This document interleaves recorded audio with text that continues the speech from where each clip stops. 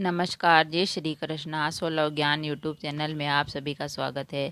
Friends, आज हम सुनेंगे आलसी लड़के की कहानी। आप भी सुनिए और अपने बच्चों को भी सुनाइए। आलसी लड़के ने क्या किया, एक प्रेरणादायक कहानी। एक बहुत ही भोला भाला सा आलसी लड़का था। वह कोई काम नहीं करना चाहता था, बस खाना खाता, घूमता और सोते रहता।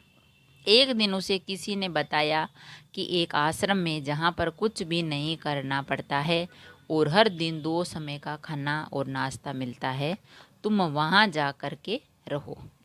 उसे आलसी लड़के ने सोचा, ये तो बहुत ही बढ़िया है, और वह उस आश्रम में जाकर रहने को सोचा।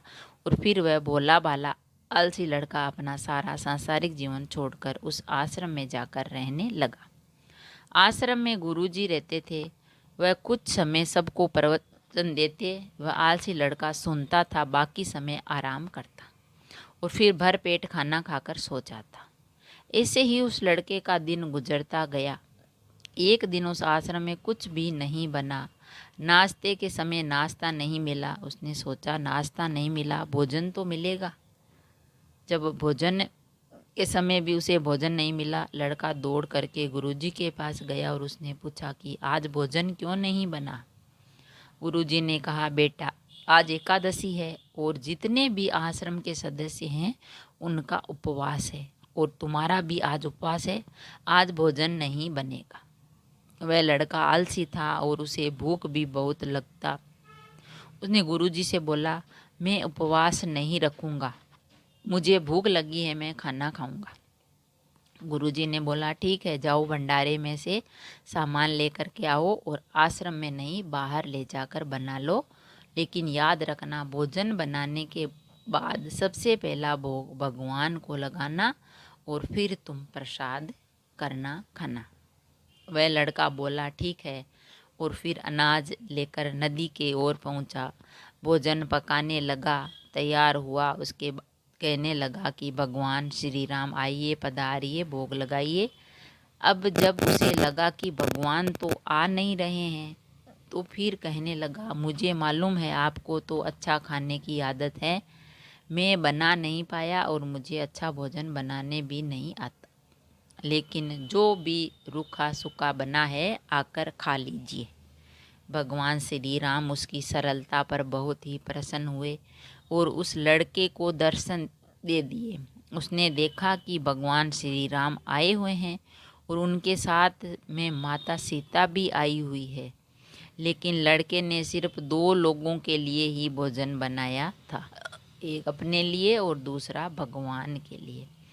और अब क्योंकि भगवान के साथ माता सीता भी आई हुई थी, तो उसने उस भोजन को माता सीता और भगवान के सामने ग्रहण करने के लिए रख दिया।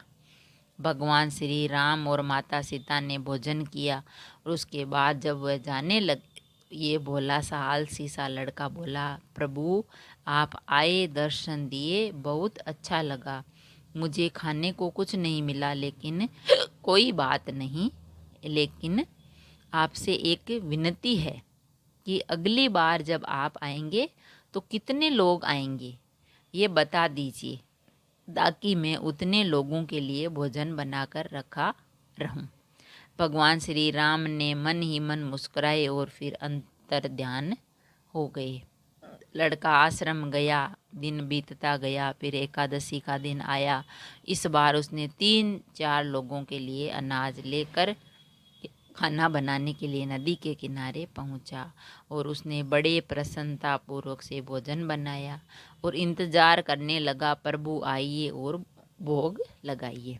इस बार लड़का देखता है कि भगवान श्री राम पूरा राम दरबार लेकर आ गए, जैसे माता सीता, लक्ष्मण, भरत, हनुमान जी और सभी लोग आए।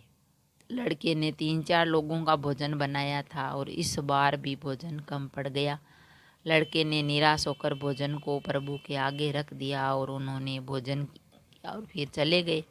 इस बार भी लड़का फिर से भूखा रह गया। अब लड़का फिर आश्रम गया, दिन बीतता गया और फिर एकादशी का दिन आया। इस बार गुरुजी से कहने लगा, गुरुजी मुझे इस बार थोड़ा ज़्यादा अनाज चाहिए। गुरुजी सोचने लगे, ये इतना सारा अनाज का करता क्या है, कहीं इसे बेचता तो नहीं है। फिर उन्होंने कहा कि ठीक है, भूख से परेशान रहता है।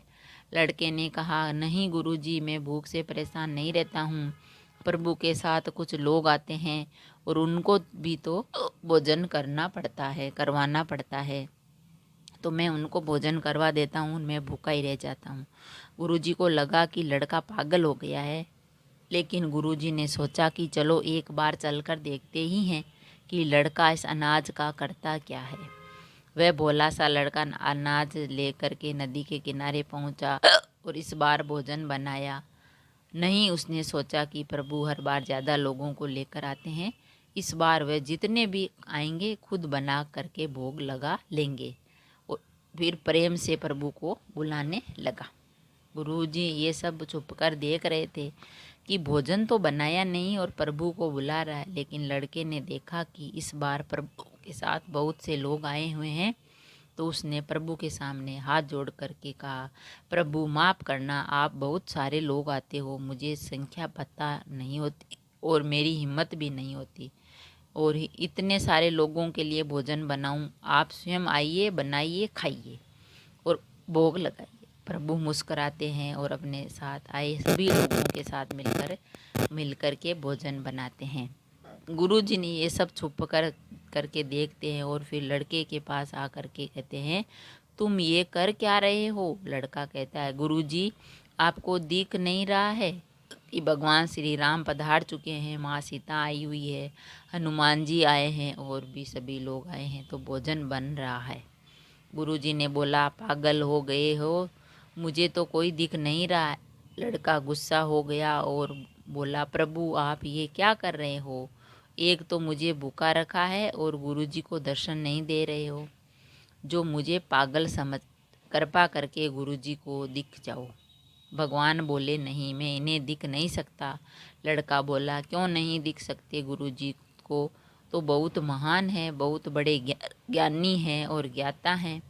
भगवान बोले, हाँ ज्ञानी और ज्ञाता होंगे, लेकिन तुम्हारी तरह सरल नहीं है। जो सरलता से तुम में है वो तुम्हारे गुरुजी में नहीं है। लड़के ने ये बात गुरुजी से कह दी। भगवान श्री राम कह रहे हैं कि आप में सरलता नहीं है, आप मेरी तरह सरल नहीं है, इसलिए आपको नहीं दिख सकते। गुरुजी की आंखें नम हो गई और रोने लगे। बोले कि बिल्कुल सही कहा, मेरे अंदर तुम्हारे जितना सरलता नहीं है, और फिर माफ़ी मांगने लगे। फिर भगवान ने गुरुजी को भी दर्शन दिए।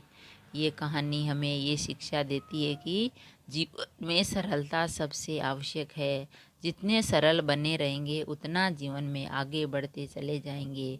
जब आप सरल होते हैं तो आप खुद भी मुस्कुराते हैं और दूसरों को भी मुस्कुराने की वजह देते हैं, क्योंकि वह भोला वाला लड़का था, वह कुछ नहीं जानता था।